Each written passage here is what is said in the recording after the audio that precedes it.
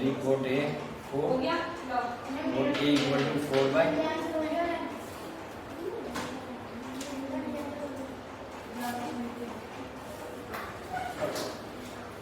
ठीक है। अब हमें चेक करना है 1 minus ten square theta upon 1 plus ten square theta equal to cos square A minus sine square.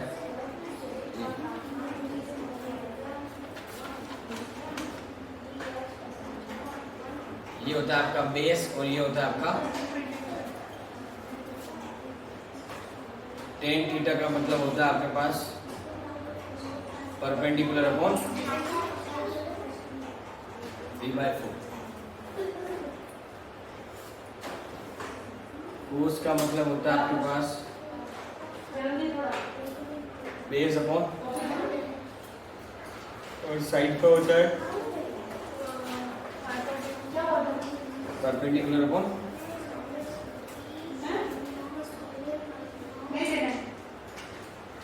According to Pythagoras theorem h equal to the root p square plus b square. p है आपका 3 और b है आपका 4। 9 plus 16 that is 25 का root क्या आ गया आपका base कितना 4, हाइपोटेन्यूज कितनी होगी 5, परपेंडिकुलर आपका 3 और हाइपोटेन्यूज कितना हो गया। अब वैल्यू पुट करने आपको सॉल्व करना है ठीक है। 1 माइनस 10 कितना आपका 3/4 का होल स्क्वायर अपॉन 1 प्लस 3/4 का होल स्क्वायर। यह आया 1 माइनस 9/16 और ये आया 1 प्लस 9/। जब इसको मैं एलसीएम लेके सॉल्व करता हूँ तो 16 minus 9 upon 16 and 16 plus 9 upon 16 ये 16 ये 16 ये हो जाएगा 16 माइनस 9 कितना होता है 7 और ये आ जाएगा कितना इसका 7/20। अपन इसकी बात करते हैं कोस स्क्वायर है 4/5 का स्क्वायर माइनस 3/5 का 16 डिवाइड बाई 25 9 डिवाइड बाई 20 ठीक है। आंसर ले लिया तो 16 माइनस 9 कितना है 7/20 क्या है left hand side is equal to ये तो शो करना था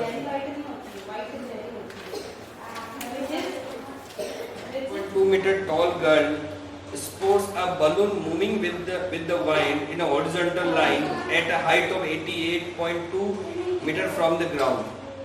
The angle of elevation of the balloon from the eyes of the girl at any instant is 60 degree. After some times, the angle of elevation reduced to 30 degree. Find the distance traveled by the balloon during the interval.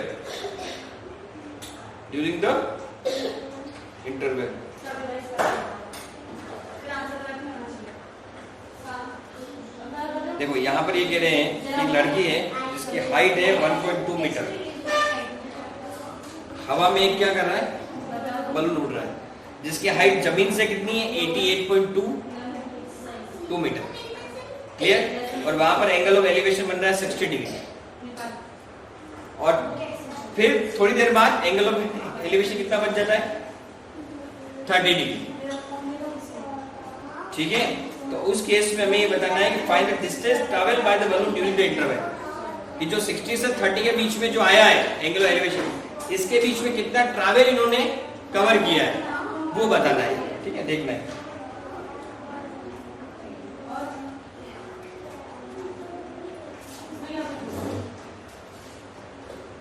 ये आपकी height 88 point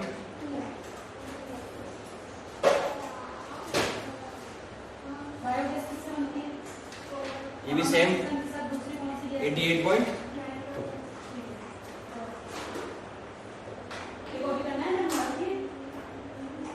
balloon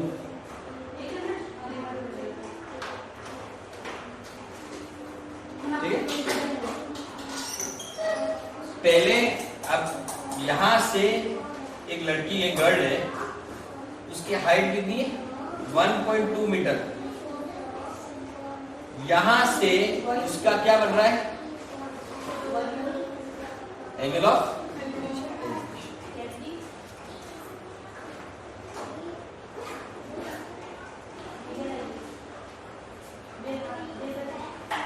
फिर उसका वापस angle of elevation यहां से दोबारा बन रहा है, दोबारा ये तो बन रहा है आपका 60 डिग्री और ये आपका बन रहा है 30 डिग्री। समझ गए?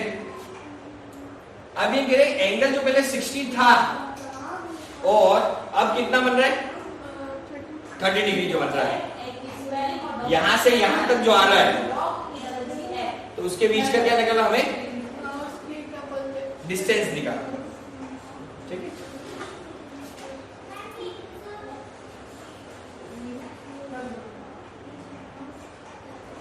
अपन मैंने यहां से यहां का डिस्टेंस x है और यहां से यहां का डिस्टेंस, अगर देखो अब ये यहां से जमीन से 88 है, लेकिन अगर मैं इसकी और इसकी बात करूं क्योंकि 1.2 मीटर में हटा देता हूं क्योंकि क्या हो रहा है उसकी हाइट है उस गर्ल की, तो ये कितना हो जाएगा आपका 87 मीटर।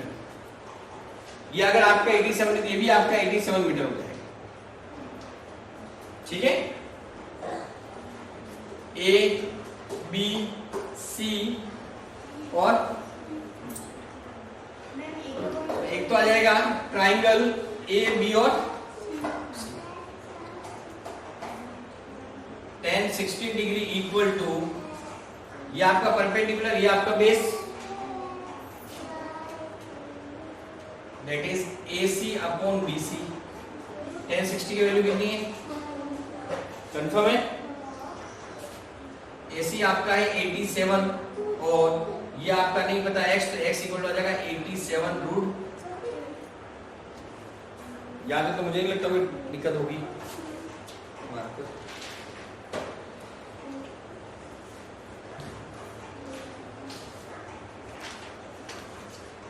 दूसरा हम लोग बात करते हैं यहां पर ट्राइंगल BD और इसको अपन ले लेते हैं E,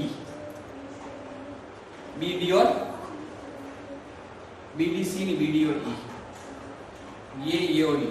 ठीक है, same 10 30 degree equal to perpendicular base, perpendicular है आपका ED अपॉन बेस है आपका BD, B और D। 10 30 की वैल्यू कितनी है √3। ये है आपका 87 मीटर और नीचे BD है आपका x प्लस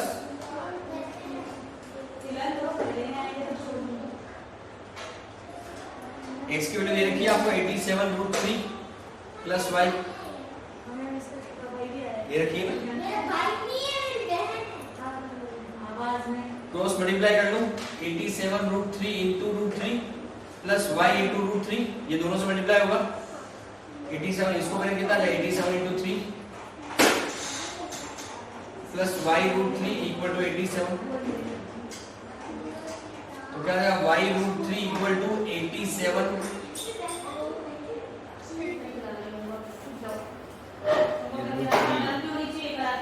ये क्या आ जाएगा आपका 87 रूट 1 अपॉन ये 1 अपॉन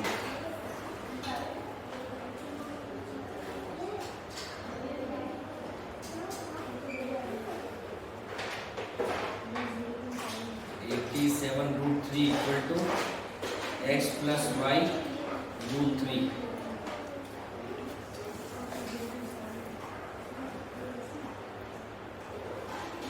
इसको कैंसिल तो 87 equal to x plus y, 87 equal to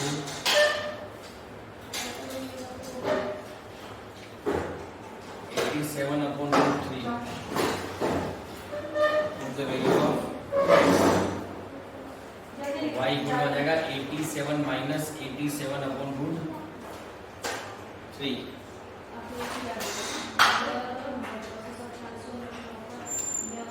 अब ये आ जाएगा एलसीएम √3 87 √3 माइनस 87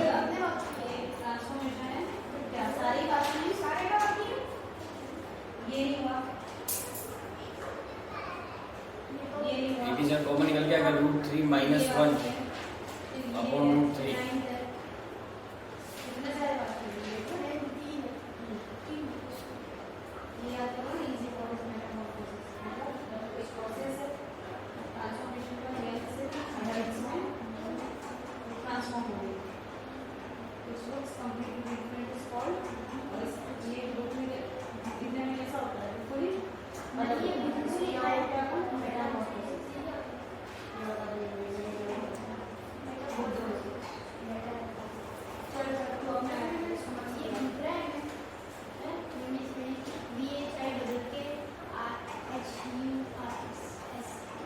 आंसर क्या है?